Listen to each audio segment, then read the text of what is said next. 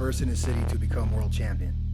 He has led a handful of fighters to world titles and has been awarded the Boxing Writers Association of America Trainer of the Year award for his remarkable work in the boxing ring.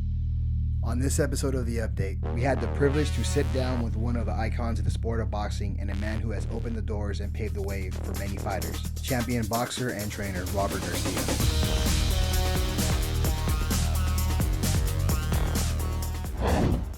What drew you to the sport of boxing? Like any 4-year-old, I wanted to be like my older brother. My older brother was already boxing.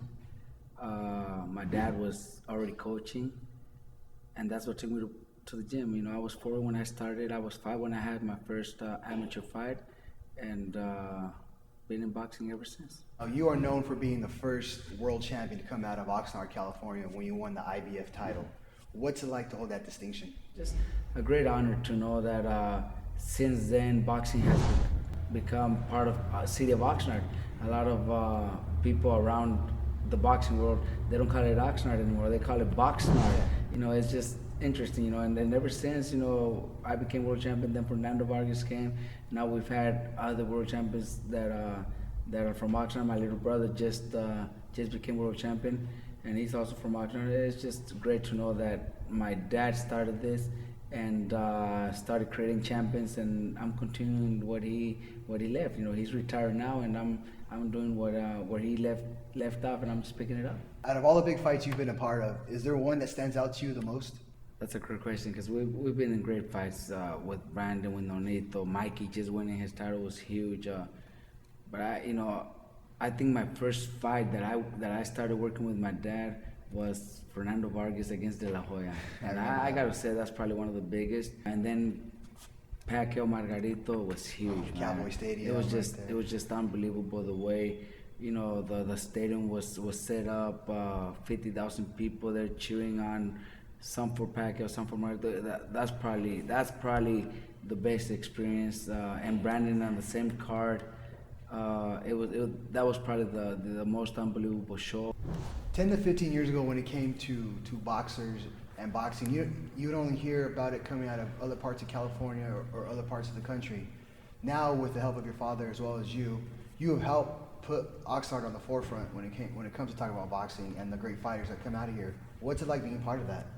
It's got to be great feeling, not only for me, but all the boxing fans here in Oxnard, all the boxing people, everywhere they go and every fight they watch, they always have to mention somebody from Oxnard. They have, on HBO, on Showtime, on pay-per-view, if we're not fighting, they still mention it, because they have to mention the best fighters in the world, and it's always going to be somebody from Oxnard. If they're in the featherweight division, they got to mention my brother Mikey and the Mexican Russian who just became champion. If they're looking at the welterweight division, well, Marcos Maidana is fighting out that division. You know, junior welterweight, Brandon Rios. So their name is always going to be there. And it's just awesome, you know, to know that everywhere you go, everything that has to do with boxing, Oxnard is mentioned, and it's awesome. When you retired as a boxer and decided to become a trainer, is this what you envisioned for yourself? You know, having a handful of world champion fighters,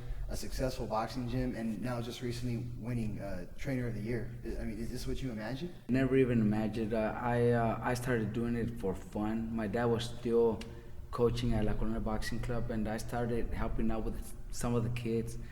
And then my dad told me, you know, you should work with some of the professional fighters. And at that time, he had a group of good professional fighters, and 2 of them were my very close friends, Arturo Barraza and Felipe Campa. And he told me, work with them, see how you do and see how you like it. The main thing about it, I like the traveling. I wasn't too much about, you know, making them world champions, but to me, every fight they had, traveling to wherever it was, Vegas, and now realizing that when I was fighting and I was traveling, it was the hotel, you weigh in, you have to make weight, the fight, and the day after you go back home. Now I go for 3 or 4 days, and I'm not the one making weight, so I could eat whatever I want.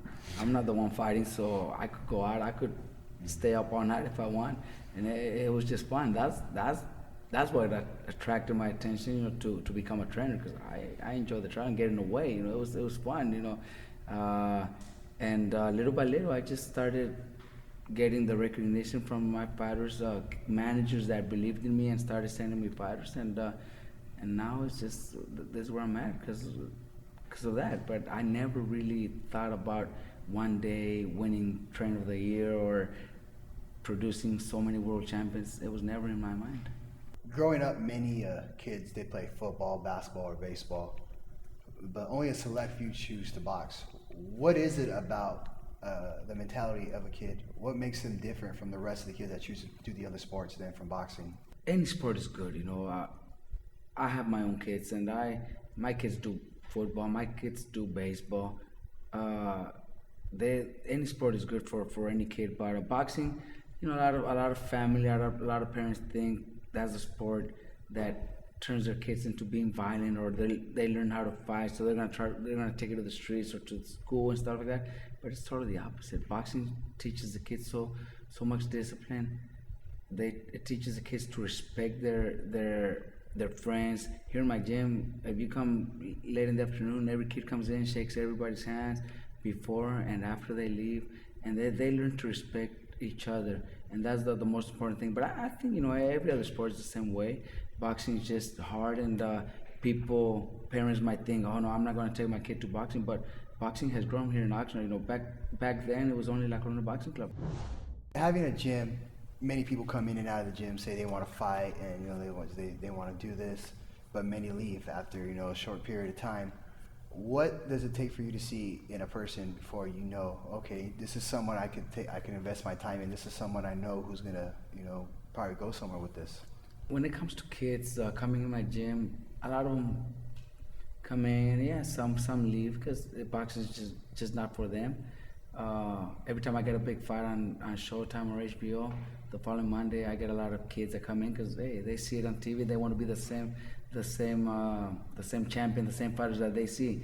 It's just not the way it is. Boxing is hard and it's very disciplined, but just coming in the gym, when I'm talking about kids, I don't need to see what their talents, or if they hit hard or they could take a punch.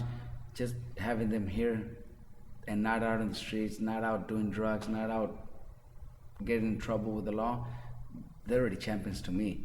When it comes to professional fighters, I do get a lot of that too. They think I'm going to build them into world champions, not just because I've done what I've done with the Brandon Rioses or the Nonito Doners. Don't mean I could do it with everybody. A lot of fighters just don't have it, and I do get that. But I'm honest with them. If they come in with a trainer or with their dad or with their manager, and I see something that I like, I'll tell them. But a lot of times I have to be honest with them, and I've had the situation when parents tell me, when is my son going to turn pro? I think my son's ready for it. And I tell them, you know what, I'm going to tell you the truth right now, and I'm going to be honest with you. And this I learned from my dad, because I remember in one situation years ago, he did the same thing with one of his fighters in La Corona Boxing Club. So I told this parent, I said, look, your son is here in the gym. He's been here for 5-6 years. He's already had a lot of amateur fights, but he's not ready to go pro. I am not going to turn him pro and go get him hurt and look bad like that. I'm not going to do that. I'd rather hurt you right now by telling you the truth, and hopefully you understand, and they understand. I told them, best thing for you to do is keep him at the gym. Hopefully one day he could even be a coach. He could work with me. That's fine, because he's already done it for many years.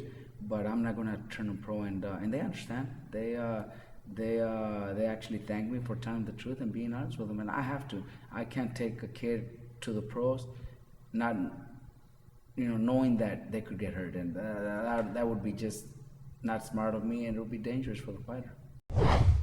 I want to thank Robert Garcia for giving us a personal look at his career. He has gained recognition for his work inside and out of the ring, making him a master in the sweet science. The future holds no limit for this young mentor and his fighters. Until next time, I'm Dan Quinones, reporting for The Update.